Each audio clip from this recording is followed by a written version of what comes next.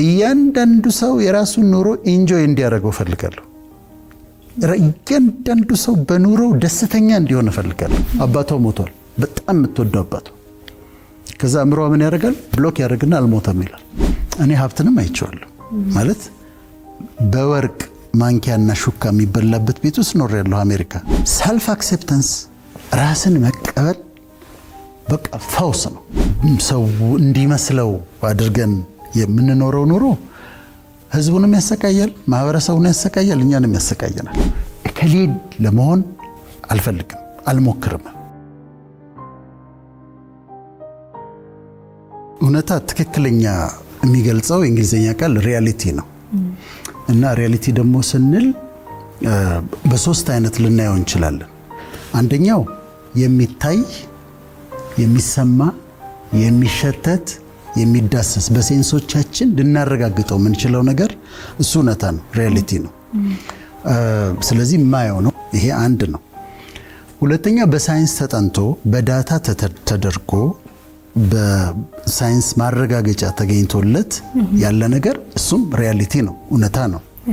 ለምሳሌ ጁፒተር የምትባል ፕላኔት አለች እንላለን። አላየኋትም፣ አልሄድኩም፣ ግን እቀበላለሁ ሳይንቲፊክ ስለሆነ።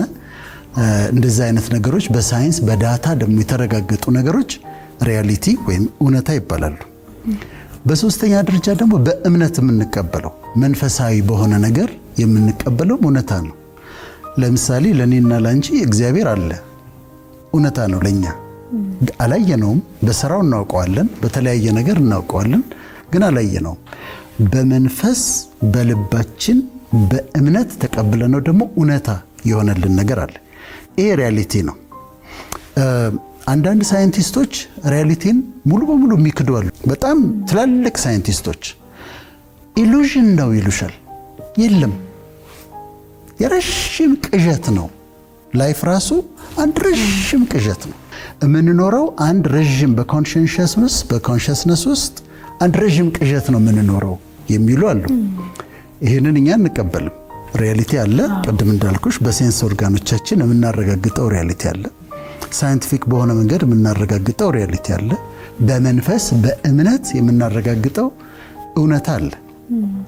ስለዚህ አሁን የዛሬውን ቶፒክ ስናነሳ፣ የዛሬውን ርዕስ ስናነሳ ለተመልካቾች ለማስረዳት በምሳሌ ብንጀምር ደስ ይለኛል። እውነታን ስለመካደል እናወራው። አንድ ሰው ሆስፒታል ሄደ። ሆስፒታል ሄዶ የተለያየ ምርመራ ተደረገለትና የስኳር በሽታ አለብህ ተባለ። ሃይፐርቴንሽንም ደም ብዛትም አለብህ ተባለ። አሁን ይሄ ምንድነው? በሕክምና ሪያሊቲ ነው። ቴስት ተደርጎ ነው፣ ፋስቲንግ ብለድ ሹገር፣ ሌሎች ምርመራዎች ተደርገው የስኳር በሽታ አለብህ ተብሏል። የደም ብዛት አለብህ ተብሏል። ይሄ ለሕክምና ሪያሊቲ ነው። ወጣና እሱ የለብኝም አለ። የለም፣ እኔ ስኳር በሽታ የለብኝም፣ ዝም ብለው ነው ሐኪሞቹ የሚያወሩት። እኔ ሐኪሞቹ ዝም ብለው ነው የሚያወሩት፣ እኔ ስኳር በሽታ የለብኝም፣ ደም ብዛት የለብኝም አለና ዲናይ አደረገው። ስለዚህ ሪያሊቲው ምንድነው?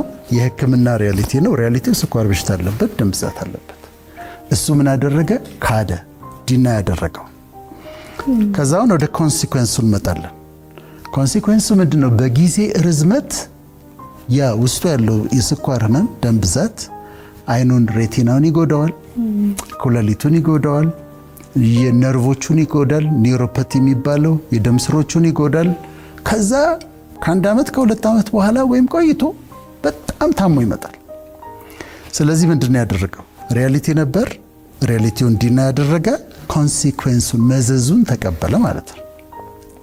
ወይም ጓደኞችሽን በሳምንት 2 ጊዜ 3 ጊዜ ጥሬ ስጋ ለዛውም ጮማ የሚበሉትን ይሄ ነገር ጥሩ አይደለም፣ ኮሌስትሮል ይጨምራል፣ በተለይ ይሄ ሎው ዴንሲቲ ላይፖፕሮቲን የሚባለውን ይጨምራል፣ ትራይግሊሰራይድ ይጨምራል ትያቸዋለሽ። ስፕሎ ነው ይልሻል። ዲናይ ያደርጉታል። እኔ ላይ ምንም ችግር አያመጣም ይላሉ። ያንን በሚያደርጉበት ጊዜ ቆይቶ አንድ ቀን ሃርት አታክ ጥሏቸው የአቴሮማ ደም ስር ውስጥ የልብ ደም ስር ውስጥ ይከማችና ሃርት አታክ ጥሏቸው ታገኛለች። ስለዚህ ኮንሲኩዌንስ ነው። ስለዚህ ሪያሊቲ አለ፣ ሪያሊቲ እንዳለው የሚዳሰስ በሳይንቲፊክ ወይም በእምነት የምናረጋግጠው ነው። ከዛ ዲናያል አለ፣ መካዱ ነው። እሱ ላይ እንመጣለን። ከዛ የሚከተለው መዘዝ አለ። ሌላ ምሳሌ ልንገርሽ። አንድ ሰው ባለ ትዳር ነው፣ የልጆች አባት ነው። ግን የተለያዩ ሴቶች ጋር ይሄዳል እና ለሱ ኖርማል ነው፣ ችግር የለውም ብሎ ነው የሚያምነው። ሪያሊቲው ግን ችግር አለ፣ ችግር ያመጣል። ስለዚህ እሱ ምን ያደርጋል? ዛም ሲል አንድ ቀን ወይ በሽታ ይዘዋል ወይ አንዷ ሴት ታረግዝና ከዛ ለሚስቱ መታ ትነግራለች። ህይወቱ መቃወስ ይጀምራል። ስለዚህ ይሄ ምንድነው? መዘዙ ነው። ኮንሲኩዌንሱን ያጭዳል ማለት ነው። መቼም መነሻን አለመካድ ትልቅ ነገር ነው። አሁን በጣም መጽሐፍ ቅዱስ ላይ የሚወደድ ሰው ንጉሥ ዳዊት ነው። ንጉሥ ዳዊት ለመሰለሽ የሚወደደው ሁል ጊዜ ስለራሱ ሲያወራ የበግ እረኛ ነበርኩ፣ ከበግ ጥበቃ አንስተኸኝ። ንጉሥ ሆኖ ዙፋን ላይ እኮ ተቀምጦ ነው። ከበግ እረኝነት አንስተኸኝ በጎችን ስከተል እንዲያድርገኝ። ሁሌ የተነሳባትን ሎወስት ፓርት አይረሳትም። ይሄ በጣም ነው ደስ። እኔ ራሴ ሰዎች ከምን እንደተነሱ የመጨረሻ ነው። እኔ ጫማ ጠርግ ነበር፣ እኔ ድቆሎ ሸጥ ነበር ምናምን ብለው የሚያወሩ ሰዎችን ውስጤ እንደዚህ ነው የሚያከብራቸው። ሪስፔክት ነው ማድረጋቸው። ምክንያቱም የተነሱበትን አልካዱ። ዲናያል የሚባለውን ነገር ግን እኔ ዲናያል ሁለት አይነት ነው።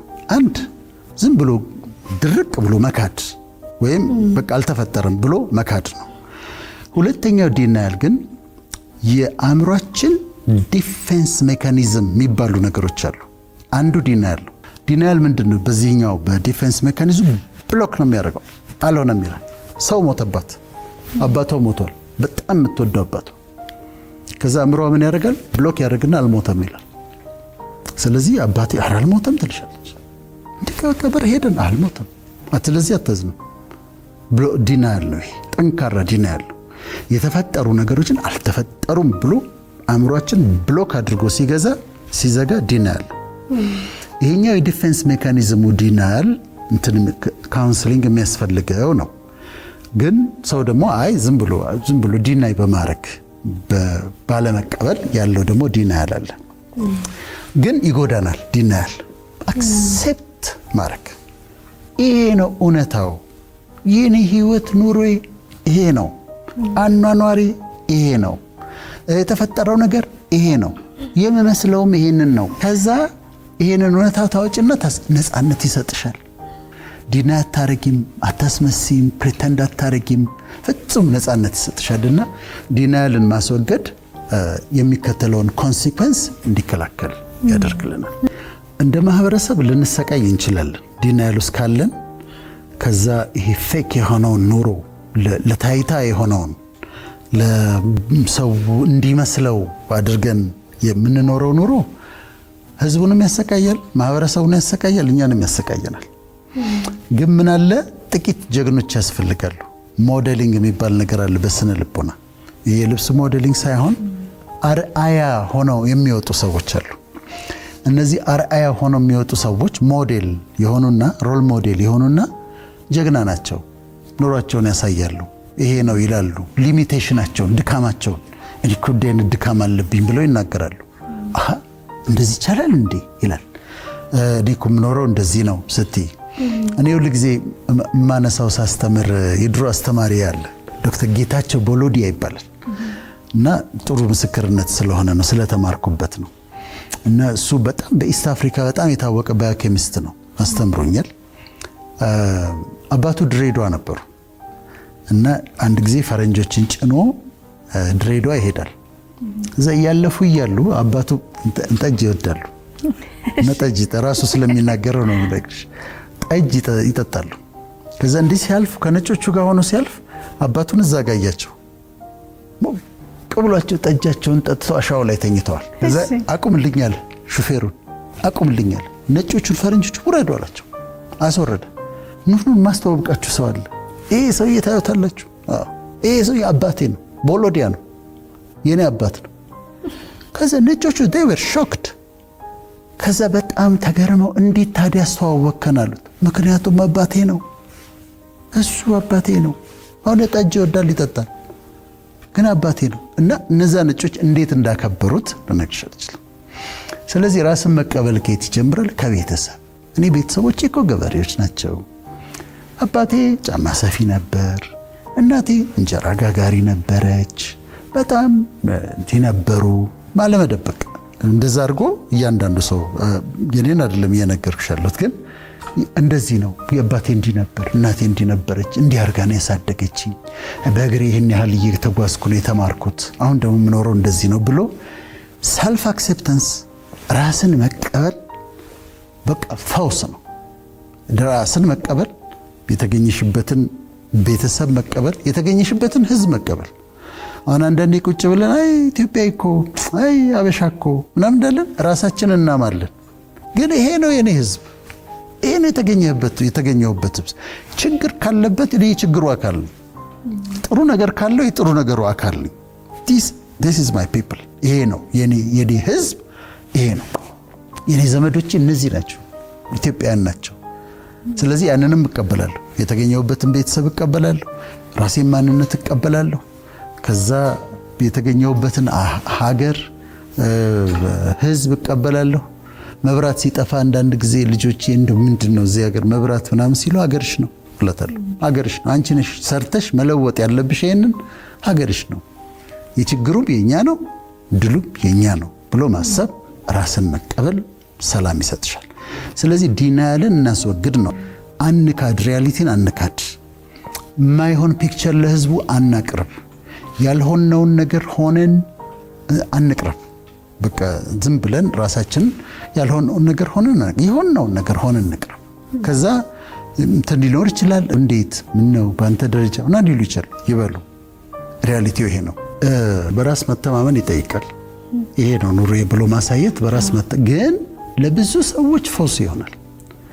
ለብዙ ሰዎች ለወጣቶች በተለይ እንዴ በቃ እንደዚህ መኖር ይቻላል ማለት ነው እንዴ ብለው እንትንሽን ሲምፕሊሲቲሽን ስታሳያቸው ምን ይባላል መሰለሽ? ሲምፕሊሲቲ is the highest form of sophistication ይባላል። የመጨረሻው ደረጃ እንደውም ውስብስብና ከባድ ትልቅ ኑሮ ሲምፕሊሲቲ ነው።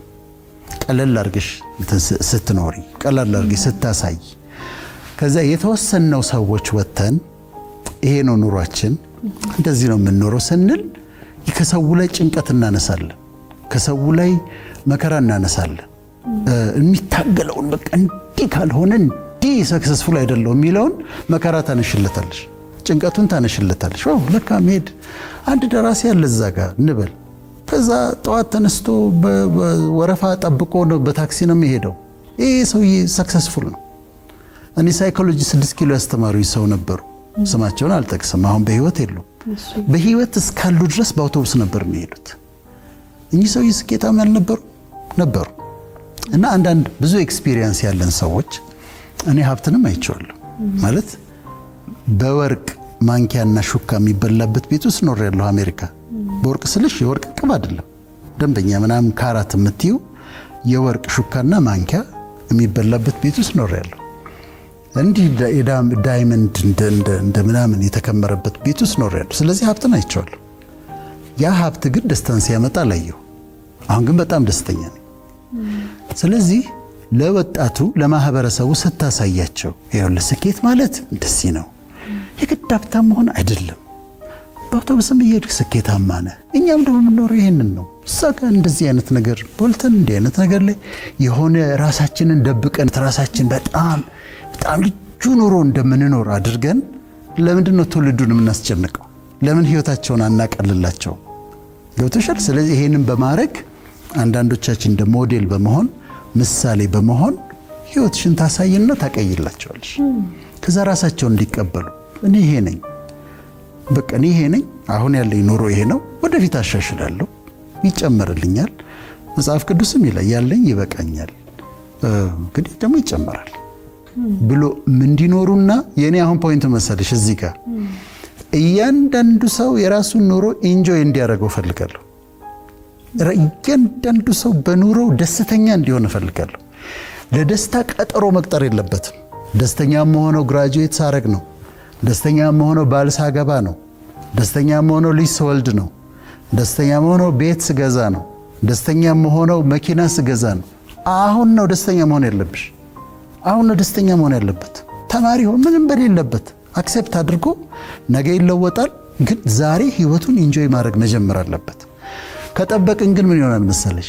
እሺ ግራጁዌት አደረገ፣ ከዛ ደግሞ ስራ መፈለግ አለበት፣ ደግሞ ስራን ከዛ ደግሞ ማግባት አያልቅም። ደስተኛ ሳይሆን ያልፋል። እና በውሳኔ የተሰጠንን ኑሮ ኢንጆይ እናደርጋለን። በሲምፕሊሲቲ እናምናለን።